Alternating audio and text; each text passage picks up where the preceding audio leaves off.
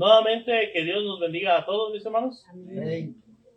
Que la gracia, la misericordia y la paz de Dios sean con todos y cada uno de nosotros. Amén.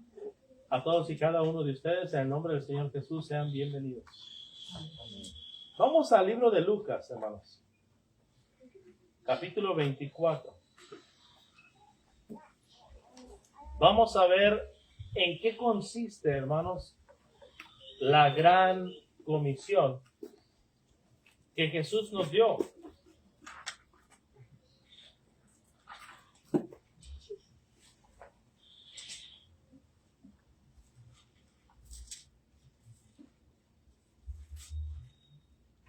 Y específicamente, hermanos, me gusta la manera en que Lucas lo expresa. Fíjese bien. ¿En qué consiste la gran comisión? Pero la perspectiva va a ser desde Lucas. Pero usted sabe, Lucas no solamente escribe Lucas, también escribe Hechos. Bueno, aquí acompáñeme a Lucas 24, 44 al 47. Lucas capítulo 24, los versículos del 44 al 47.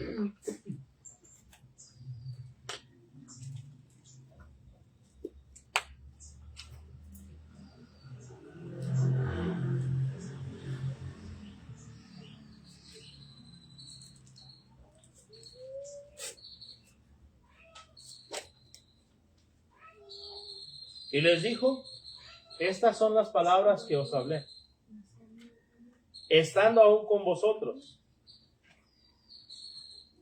que era necesario que se cumpliese todo lo que está escrito de mí, en la ley de Moisés, en los profetas y en los salmos. Entonces les abrió el entendimiento para que comprendiesen las escrituras y les dijo, así fue necesario que el Cristo padeciese y resucitase de los muertos al tercer día, y que se predicase en su nombre el arrepentimiento y el perdón de pecados en todas las naciones, comenzando desde Jerusalén. Aquí tenemos nosotros la gran comisión. Un poquito diferente a Mateo 28, ¿verdad? Mateo 28, y Jesús les dijo, toda potestad me es dada en el cielo y en la tierra, por tanto id y haced discípulos, bautizándolos en el nombre del Padre, del Hijo y del Espíritu Santo, enseñándoles que guarden todas las cosas que os he mandado, y aquí yo estoy con vosotros todos los días hasta el fin del mundo.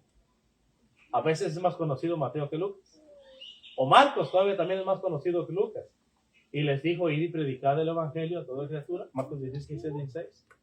El que creyere y fuere bautizado será salvo, mas el que no creyere será condenado. Pero aquí, hermanos, me fascina. Me gusta más cómo lo dice Lucas. Claro que quien está hablando es nuestro Señor Jesús. Pero Lucas, después de haber indagado diligentemente todas las cosas desde su origen, dice que él quiso ser un poquito más minucioso, un poquito más detallista. Y fíjese que resalta lo que es necesario para el perdón de los pecados. Y hace énfasis, número 1, a la obra de Dios. No era posible sin que Jesús muriera en la cruz. Usted sabe que la obra de Dios es la siguiente, Juan 3:16, porque de tal manera amó Dios al mundo, que ha dado a su Hijo unigénito, para que todo aquel que en él cree no se pierda, mas tenga vida eterna. Y era necesario, como está escrito aquí, que se cumpliese todo lo que estaba escrito acerca de Jesús y que Él verdaderamente muriera en la cruz. Pero no solamente ser muerto, sino también que resucitase de entre los muertos. Pero aparte de la parte de Dios, enviar a Jesús, aparte de que Jesús hiciera su parte, despojándose de su naturaleza divina, o mejor dicho, de su adoración, de su habitación y de su glorificación allá en los cielos, y de aquella adoración que recibía viniera a formar parte de nuestra naturaleza humana y se entregara por nosotros.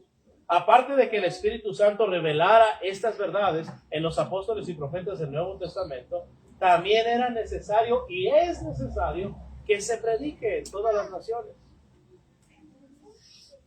Pero muchas veces, hermanos, se ignora lo que dice Lucas: el arrepentimiento y el perdón de pecados. Acompáñenme ahora al libro de Hechos, capítulo 2.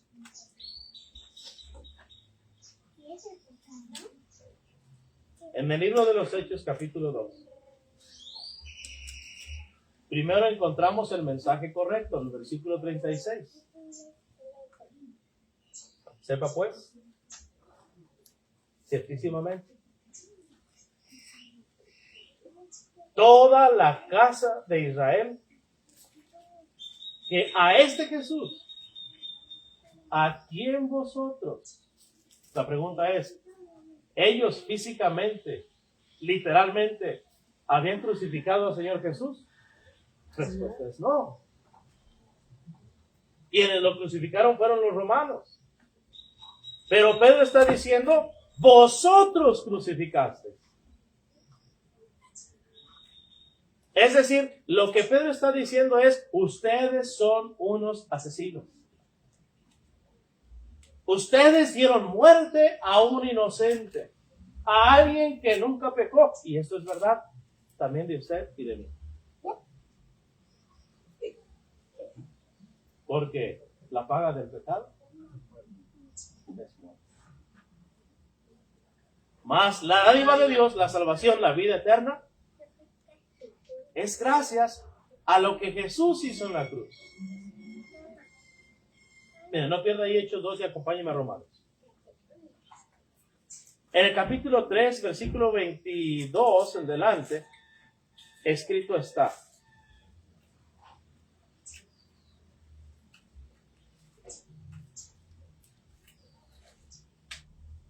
Romanos capítulo 3, versículos 22, desde el 21. Pero ahora, aparte de la ley, se ha manifestado la justicia de Dios testificada por la ley y por los profetas.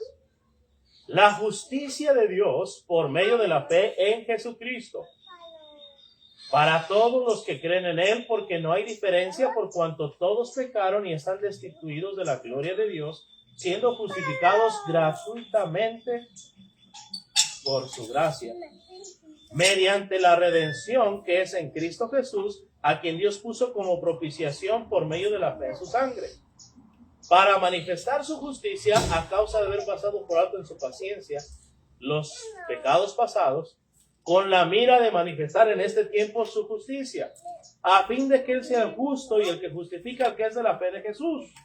Es decir, puesto que nadie podía salvarse a sí mismo, puesto que todos estábamos destituidos de la gloria de Dios, se determinó que la única manera en la que pudiéramos ser salvos es si Jesucristo murió en la cruz, pagaba el precio de nuestro rescate con su propia sangre, y luego nosotros, escuchando ese mensaje, aceptáramos ese precio que se pagó.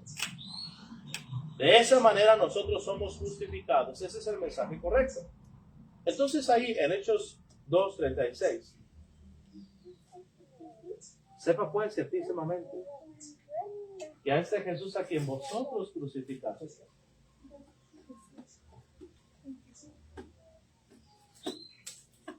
fueron mis pecados y los suyos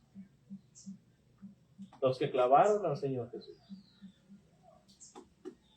Usted y yo somos culpables de la muerte de un inocente, de alguien que fue santo, puro, sin mancha, apartado de los pecadores y hecho más sublime que los cielos. Somos responsables de la muerte de nuestro Señor y Salvador Jesucristo.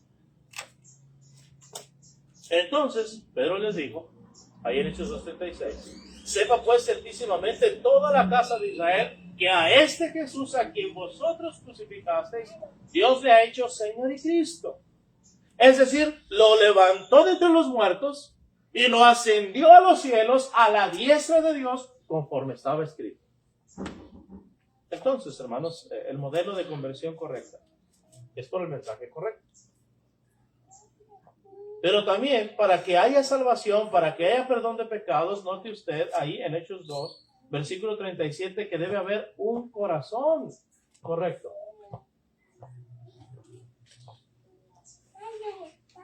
Hechos 2:37. Al oír esto, se compungieron. Es decir, no fueron indiferentes. No lo juzgaron como algo a la ligera. Pues murió porque quiso. No. Realmente ellos sintieron la culpa. Sintieron el peso de que Jesús murió por ellos. Y entendieron que verdaderamente eran pecadores. Entendieron que lo que Jesús hizo y lo que Pedro les acababa de predicar fue la parte de Dios. Pero dijeron, pero falta nuestra parte. Fíjese cómo esto es cierto, no solamente aquí, sino de todas las personas que tienen un corazón correcto. Acompáñeme al capítulo 16.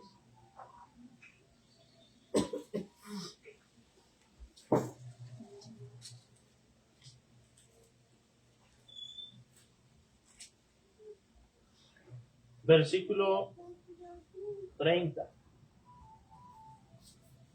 Y sacándolos les dijo, señores, ¿qué debo hacer? ¿Qué me corresponde a mí hacer? Bueno, sí, una es la parte de Dios. Y soy sensible a lo que Dios hizo. Pero ¿yo qué debo hacer? ¿Yo qué tengo que hacer para ser salvo? Entonces, hermanos, está el mandamiento correcto. Fíjense, rezando en Hechos 12, el versículo 38. Pedro les dijo, arrepentidos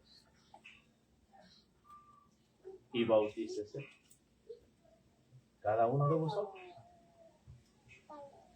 ¿Recuerdan lo que había dicho Lucas, que el Señor Jesús dijo allá en Lucas 24? Que se predicase en su nombre el arrepentimiento y el perdón de pecados. Y es que muchas veces limitamos la predicación del Evangelio a que Jesús murió, fue sepultado y resucitó. Y a veces nos olvidamos de decirle a las personas que para que haya perdón de pecados, no es suficiente que Dios nos amara y enviara a Jesús. No es suficiente que Jesús dejara el cielo y viniera y muriera y pagara el precio de nuestra redención. No es suficiente que la tumba esté vacía porque Él resucitó y regresara a la diestra de Dios. Es necesario que el hombre se arrepienta.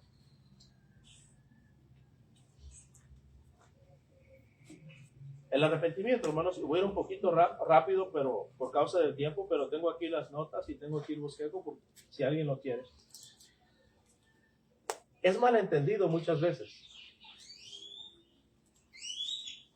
El arrepentimiento, hermanos, no consiste en sentirse mal.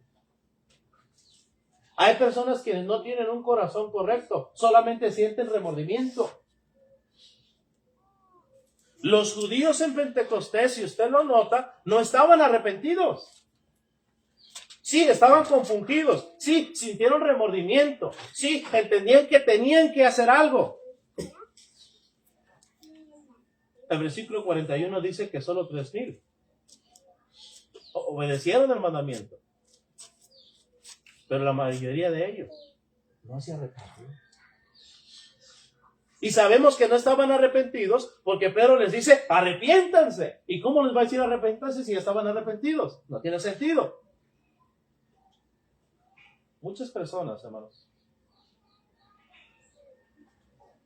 solamente se entristecen o sienten remordimiento. Tal es el caso de Judas, Mateo 14, 6 al 10. No lo vamos a leer. Usted solamente anótelo. La Reina Valera dice que entonces devolvió arrepentido las 30 piezas de plata. El griego dice que él sintió remordimiento, fue por remordimiento. Hay personas, hermanos, que no reconocen su falta, que no reconocen su pecado, sino hasta que se les confronta, hasta que se les pone uno enfrente y los hace ver su falla, hasta entonces, pero solo porque se les hizo ver, solo porque no se les dejó escapatoria. Perdón. Y todavía está la expresión perdón. Bueno, siendo así, lo siento mucho. O muchas personas incluso tienen la actitud de pedir perdón. Recuerde que Judas Iscariote pidió perdón por remordimiento, no por arrepentimiento. Hay arrepentimiento que es para vida. Hay tristeza que es según Dios, que produce arrepentimiento para vida, pero también hay tristeza o remordimiento que es para muerte. Cuando Herodes, Judas era Mateo 27, 3 al 5. Cuando Herodes, Mateo 14, del 6 al 10, mandó matar a Juan el Bautista, a él le gustó la sobrina. Danzó en medio de él, la agradó y la quiso tomar por mujer. Pero había un problema. Juan, el predicador, el siervo de Dios, le decía, incluso de la madre, porque tenía la madre, no te es lícito tener la mujer de Felipe, tu hermano. Y entonces, cuando le dice a aquella muchacha, pídeme lo que quieras, usted ya sabe por qué le estaba diciendo eso. Mamá, toca la mamá. ¿Qué le respondo? Es tu marido, entre comillas, no era su marido, era su amante, era una relación adúltera. Pero bueno, es tu marido, mamá. Mira, si Juan sigue vivo, ni yo lo voy a tener, ni tú lo vas a tener, y va a ser una espina en los costados, y va a ser humo en los ojos. Dile que le cercene la cabeza a Juan, y que te la den charola. Y fue, dijo, quiero aquí en charola de plata, la cabeza de Juan el Bautista. Entonces, ¿qué dice que hizo Herodes? Se entristeció. Sintió tristeza. Quizás incluso hasta sintió vergüenza de lo que había pedido, pero no estaba arrepentido. ¿Puede ver cómo sentir remordimiento y tristeza no son lo mismo? Está la persona, ay, qué dolor de cabeza, no lo vuelvo a hacer. ¿Está arrepentido? Ve cómo dejó a la esposa. Ve lo que le hizo a los niños. Y otra vez, ya no lo vuelvo a hacer. ¿Está arrepentido? No. Solo por un momento está sensible por lo que hizo. Y nada más. El arrepentimiento no consiste en sentirse mal. El arrepentimiento no consiste en hacer algo bueno para tapar algo malo. Es común, hermanos, que el hombre al hacer algo malo quiera pagarlo con regalos y actos bondadosos para librar su culpa y sentirse así libre. Hay personas que son muy generosas cuando hacen aportaciones a algunas asociaciones. No es que amen a Dios, no es que tengan cuidado de las personas, es solo que quieren callar su conciencia. Acerca de esto, la palabra de Dios dice, Isaías 64:6, acompáñame por favor. Carta de Isaías, libro de Isaías, capítulo 64 y versículo 6. Recuerde, Jesús mandó que se predicase, ¿qué cosa? El arrepentimiento. Pero para saber qué es, primero necesitamos entender qué no es. Y usted necesita ser honesto. Y usted necesita evaluarse a sí mismo. Y usted necesita tener integridad, no solamente ser honesto. Y corregir si está haciéndolo mal. Isaías 64:6. Fíjese bien que digo, necesita corregir si está haciéndolo mal. Solamente usted sabe si lo ha hecho bien o si lo ha hecho mal. Mi trabajo es presentar la palabra de Dios y su trabajo es verlo como en un espejo, sin mancha, sin empañar, libre de conflicto. Isaías 64:6. Si bien todos nosotros somos como suciedad, y todas nuestras justicias como trapo de inmundicia, y caímos todos nosotros como la hoja, y nuestras maldades nos llevaron como el viento.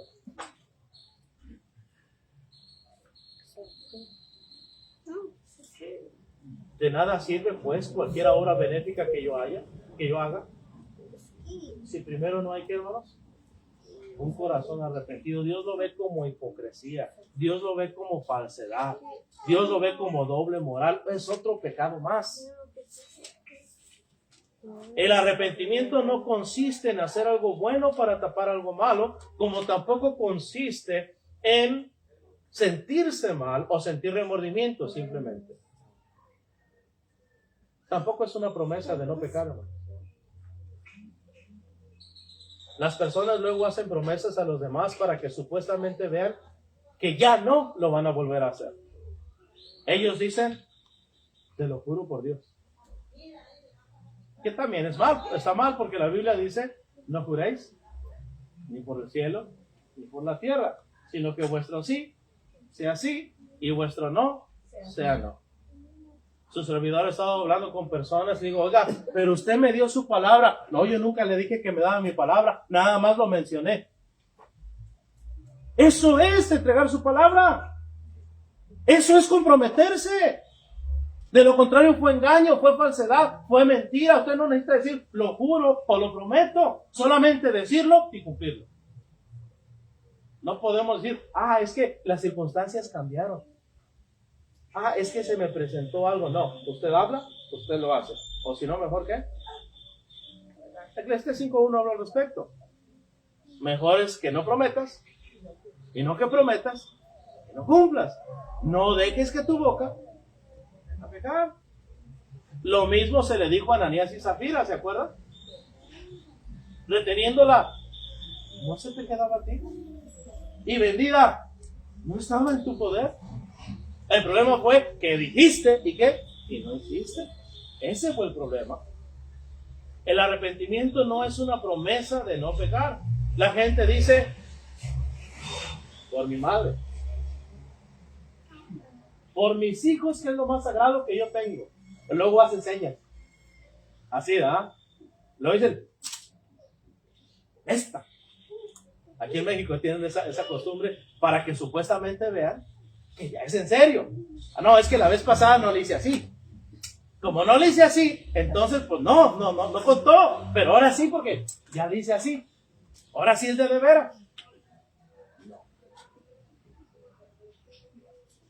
No, la gente que es religiosa, te lo juro por la Virgencita de Guadalupe.